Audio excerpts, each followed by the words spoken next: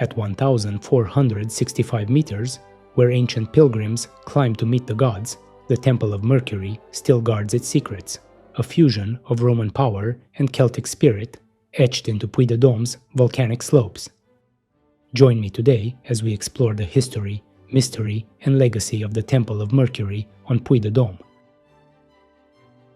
The summit of Puy de Dôme towers above the Limagne plain, but just below it, at 1,435 meters, lie the ruins of a once magnificent sanctuary.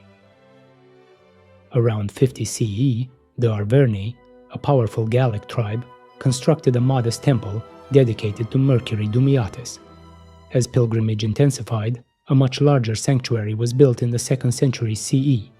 This new complex was an engineering feat, carved into wide terraces on the mountain's upper slopes and built primarily from local trachyte, a volcanic rock sourced directly from the Massif.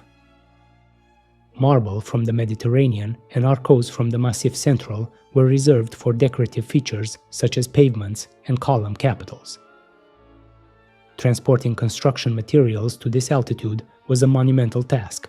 Builders created multi-level platforms supported by thick retaining walls. Pilgrims approached from the Sesat Pass via a sacred path that climbed steadily through the landscape, possibly stopping at shrines like the one at Tourette d'Enval before reaching the temple.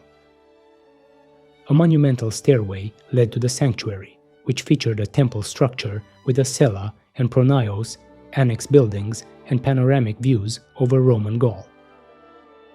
The god honored here, Mercury Dumiatis, represents the fusion of Roman religion with deep-rooted Celtic spirituality. His epithet, Dumiatis, links him directly to the mountain itself, Dumias, in Gaulish, highlighting how sacred peaks were revered in local tradition. Inscriptions found at the site confirmed the mountain's divine identity. A 1974 excavation uncovered a bronze tablet explicitly dedicating the sanctuary to Mercury Dumiatis and the Augustan emperors, proof of imperial patronage blending with local cult.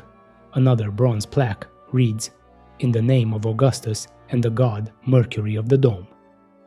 These inscriptions anchor the sanctuary in both Roman imperial ideology and regional spiritual geography. The temple's orientation toward Augustan Emitum, modern Clermont-Ferrand, also reinforced its symbolic bond between heaven, earth, and city.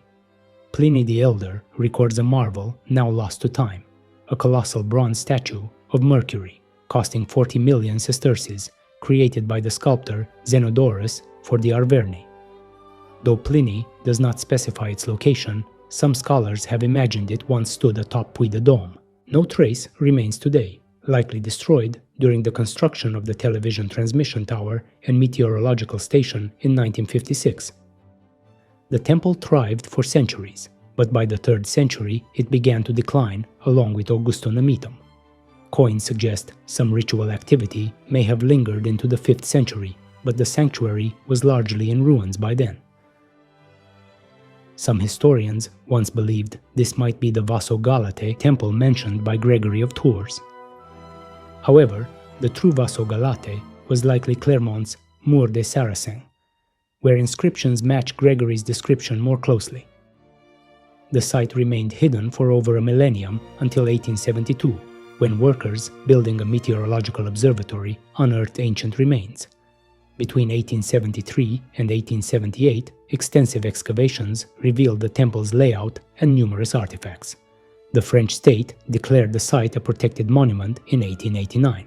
Later researchers like Jean-Baptiste Audouin and Ruprecht Robert helped define its full scope, from the grand stairways to sculptural fragments, including a small bronze Mercury. New excavations from 2000 to 2004, led by Dominique Tardy and Pierre-Yves Paillet, set the stage for a large-scale restoration from 2008 to 2014. This effort aimed to prevent further collapse by stabilizing the ruins. Critics argue the modern reconstruction obscures original masonry joints, erasing clues about ancient techniques, while defenders point to the necessity of preserving the site's silhouette and structural integrity. Debate continues about how to balance conservation with authenticity.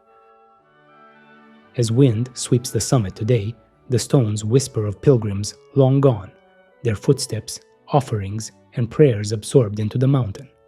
Here, where Roman columns meet Gallic skies, the past doesn't sleep. It breathes in the wind that still sweeps these sacred slopes. Getting there is remarkably easy. From Clermont-Ferrand, you can either take a bus that leads to the Panoramique des Dômes station or drive to the tramway's parking lot. From there, a modern rack and pinion train takes you gently up the slope, right to the summit. At the top, you're rewarded not only with the majestic remains of one of the largest mountain sanctuaries in the Roman world, but also with stunning panoramic views stretching across the Massif Central. If you enjoyed this video, don't forget to like, subscribe, and share it with fellow history lovers. Let me know in the comments which archaeological site you've visited or dream of seeing, and if you'd like to support more videos like this one, consider joining me on Patreon.